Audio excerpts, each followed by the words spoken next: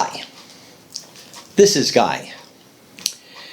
Now I've been doing pest control for many years now, and I've been licensed in several states.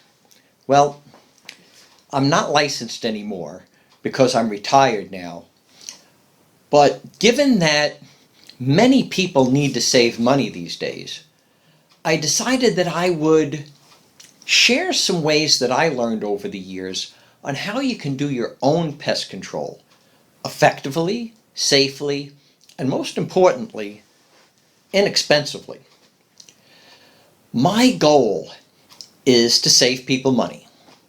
So if you find this video helpful in any way, please share it with someone that you may know, like a friend or a relative, who may also need to save a buck on pest control. Also, if you'd like to see more of my videos, then please click the subscribe button. Now today, we're going to talk about getting rid of your mouse infestation. Now, of course, when I think about mice, I can't help but think about my mom. I remember so vividly how frightened she was of mice, literally.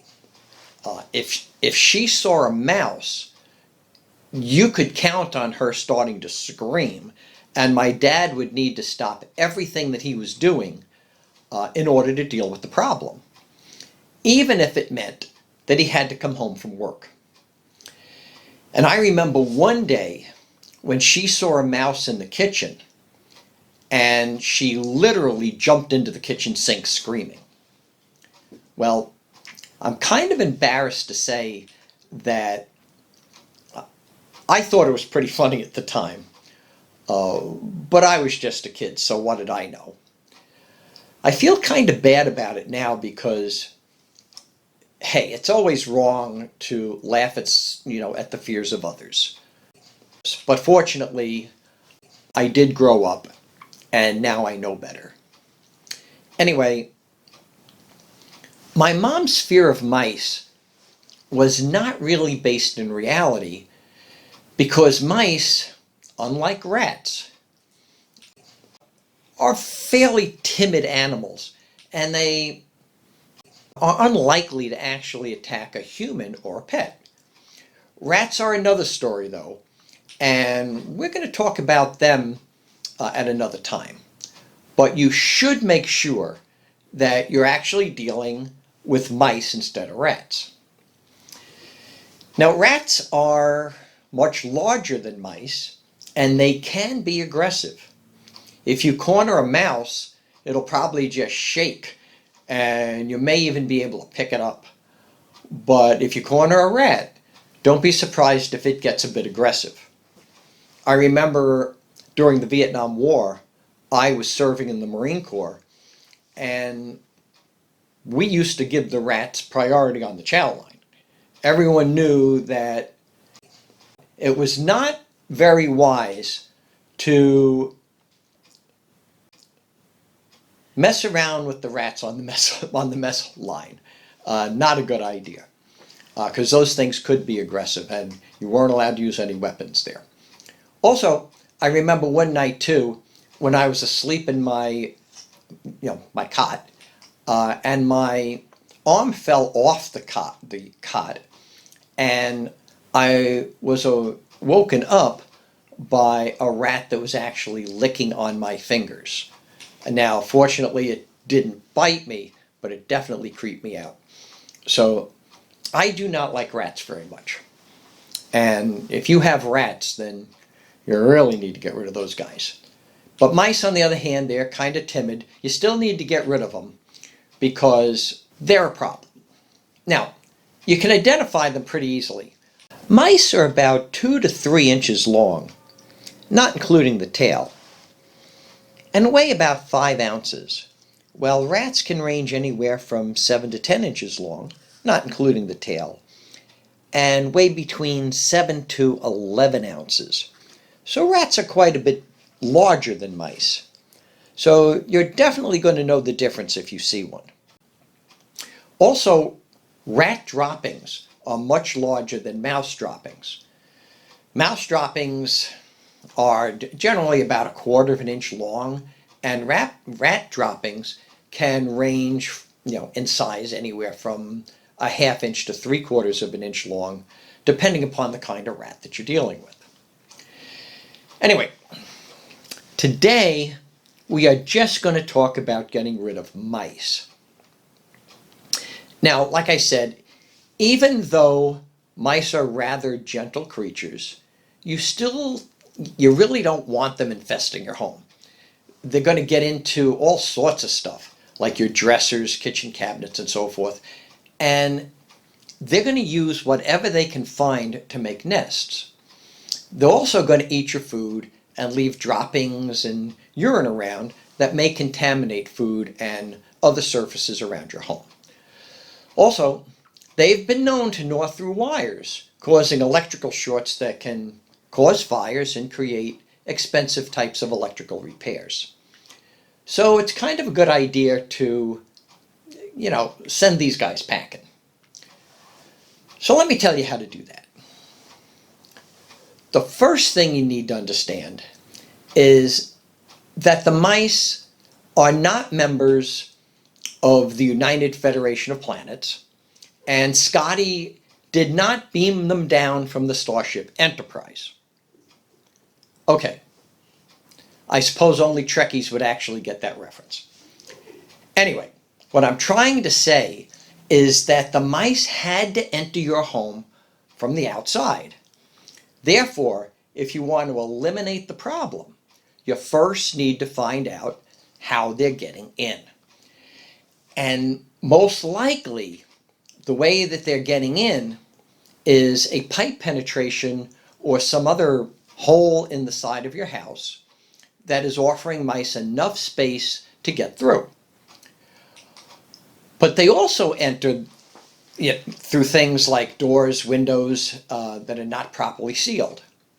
So basically, any place there is any type of an opening where they can kind of squeeze through. So the first thing you need to do is inspect the entire outside of your house and look for all the places where mice can probably enter, and then you need to seal those openings. Small openings around the pipes and cracks can be sealed pretty much with any type of household caulk that you can purchase at Lowe's, Home Depot, Ace Hardware, those sorts of places. Now, a lot of people use silicone, but personally I don't recommend silicone because generally they're not paintable products. And I always think that if you're using a caulk on the outside of your house, it ought to be paintable. And also, silicone is much harder to work with and requires a lot more cleanup. So, a lot of folks are going to tell you that you need to fill holes with steel wool or something like that before you caulk over them. But personally, I found that mice generally do not chew through regular old caulking. Once a hole is sealed up, mice typically go elsewhere. However, you should periodically inspect the holes you filled just to be sure that the mice didn't chew through. If they do, then go ahead and use some steel wool or and then caulk over it. For larger openings, you could stuff in some steel wool, or there's a product on the market that is literally called Stuff It. And then you can caulk over it, or you may use something called backer rod for spaces that are long and narrow. Backer rod comes in a variety of thicknesses, anywhere from about 1/4 of an inch to maybe 3/4 of an inch wide, and it's very inexpensive. So you may want to purchase a couple of sizes just to keep on hand. Now, all of these products can be purchased from Amazon and most likely your local hardware store like Home Depot or Lowe's. Now, if you have a hole that is too large to use steel wool or stuff it, then you may need to actually cover the hole with a piece of metal or wood. But most of the time, I find this is not the case. Now, under your entrance doors, there's a kind of a seal that is, I think most people refer to as a sweep. Its purpose is to seal out the heat and cold from the outside, as well as pests. If the sweep under the entrance door is worn to the point that mice can get through, then you're going to need to replace that sweep. Now, a lot of folks will tell you that, you need to do things on the exterior of your home to reduce the likelihood of, having rodents near your home. Well, my personal view of that is, if you want to do it, that's fine. But I don't personally see the necessity if you're talking about mice. Now, if you're talking about rats, that's another story. But for mice, I don't care if they're running around the outside of my house. I see them the same way as I see most other pests. If they stay outside of my house and they do not regard me as food, then, or they don't want to hurt me in any way, then I'm perfectly happy to leave them alone as long as they leave me alone and they do not enter my house. At the point they decide they're going to enter my home, though, or they start regarding me as food, or they try to hurt me in any way, then they need to go. Anyway, now that you have all the entrance points sealed around your house, you need to get rid of the ones that are inside your house already. Now, there are a variety of poisons that you could use, but I am not a big fan of poisons because, the mice have a tendency to die in places where you don't see them, and they tend to smell while the bodies are decaying. Also, dead mice laying around is kind of an invitation for other pests, such as flies and such as that can have a field day in your home. So, I much prefer traps. Now, a lot of people ask me, what's the best kind of trap that you can use? And generally, I tell them that the type of trap that you use is pretty much a matter of personal preference. Some people are, very humane, and they do not want to harm the mice in any way, while others don't mind killing them at all, as long as, it's a quick death and the mouse does not have to suffer. Then there are those who literally do not care at all if the mouse suffers. They just want them gone. So what trap you use is entirely up to you. I can tell you that I personally do not use glue boards. While they are effective, they do result in a fairly slow death. The mouse will get stuck on the glue board, and in the process of struggling to get free, they may put their nose in the glue. And of course, the nose is going to get stuck in it and they're going to suffocate. Now, there are many people that, don't care, and that's okay. But in my case, I'm not quite that cruel. I'm okay with them dying. But all I'm saying is using glue boards is not for me. I'm pretty much okay with any type of trap that is going to result in a fairly fast death. So for me, what I like to use is the standard old snap traps that have been around for many, many years. Now, I do understand that snap traps are not always 100% fatal, and I have had mice survive the trap and just get caught in it, and then depending upon their injuries, I had to either, let them go outside or euthanize them in some other way.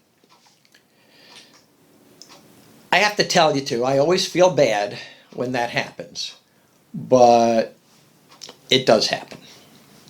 Now, if you fall into the camp of folks who would never think of harming a mouse, then there are, some very humane traps that are available from www.domyown.com or Amazon that can be used to do the same sorts of things as the kind of traps that would actually kill the mice. And I think personally that it is a very kind way to handle the problem. So if you choose to use the humane traps, then you can just release the mice back outside because you've already sealed all the entry points. And so, they should not be able to get back in. Finally, if you're going to use the humane traps, then you should be aware that some of those traps are designed just to catch one mouse, while there are other types of traps that are designed to catch multiple mice at one time.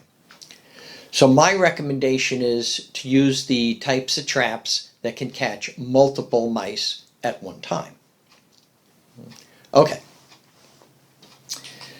So now that you've decided on the type of trap that you're going to use, the question is where to place the traps. Well, the answer is pretty simple and straightforward. You want to look for places where there are mouse droppings. So if you see mouse droppings, then this is probably a pretty good place to set the traps. Now sometimes you may need to place the traps behind things like dresses or appliances or something like that, or maybe even sometimes on a countertop. But most of the time you're going to find that if you just place the trap close to a wall on the floor, that's probably going to get the job done. If you're using snap traps or glue boards, you want to put them as close to the wall as possible. And in the case of the snap traps, you want the trigger mechanism, the part where the bait goes in, to be located facing the wall, so that no matter how that mouse is going to approach the trap, it's going to have no choice but to step on the trigger mechanism. If you're using the humane traps, the ones that will not harm the mice, be sure that the entry holes are as close to the wall as possible. Now, some people have asked me what type of bait they ought to use. Well, if you're using a snap trap, then you probably want to go with a bait that's kind of sticky. I remember back, when I was a kid, my dad was using these same traps, and he decided that he was going to use cheese. Of course, everybody knows that mice like cheese, right? Well, the problem was that mice are very gentle creatures, and they often have the ability to remove the cheese from the trap without setting it off. So my dad got wise to that pretty quickly, and so he started using peanut butter. But again, mice are kind of gentle creatures, and so they managed to lick off the peanut butter without setting off the trigger. So after some experimentation, my dad finally figured out that the best bait to use is marshmallows. When you break them apart, they are really nice and sticky, and you can easily mold them around the trigger. So the mice cannot lick off the marshmallow, so they need to bite it. Since it is stuck so well to the trigger, they're going to set off that trap when they try to dislodge the marshmallow. Now, If you're using glue boards or some kind of humane trap, then you don't need to worry about the bait being sticky. Because, let's face it, the mouse is going to get trapped prior to eating the bait. So they're going to go in the trap, be trapped, and at that point they're going to eat the bait. Same thing with glue boards.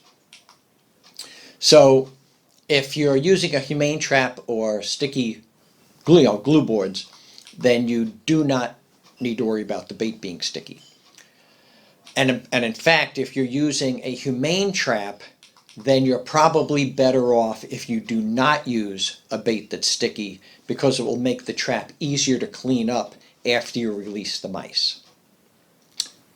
And that's pretty much all there is to it. At the point you no longer are catching mice, then your problem is pretty much solved. Okay, that's it for me today. If you found this video to be of assistance to you in any way, please share it with a friend. Now, there are probably some other folks that wouldn't mind saving a buck on pest control too. And if you would like to see more of my videos, please click the subscribe button. Until next time, thank you so much for watching. And please, do not hesitate to ask me questions. I'm always here to help.